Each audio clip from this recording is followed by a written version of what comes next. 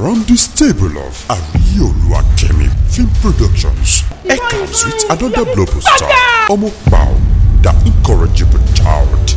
Àti kékeré la ti ń pè ká rògbò, ojú tí ó sì bá ní kalẹ̀ kì í fòwúrọ̀ ṣìpín.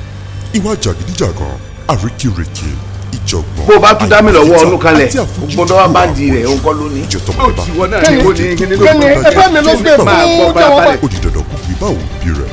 Omopao, the incorrigible child, a sensational movie full of suspense, drama, actions, comedy extravaganza, moral value, produced at Ariolu Akemi, directed by Seun Olaiya, featured Muyiwa Adébọ́lá, Regina Chukwu, Rukayat Gawat Ìyábàdàn, Remi Suretundo, Richard Bobobi, Fọ́kùnkù, Muyiwa Adégòkè Londona, Aṣíwájú Ọmọ Bọ́lájí, and many more. Omopao, coming soon.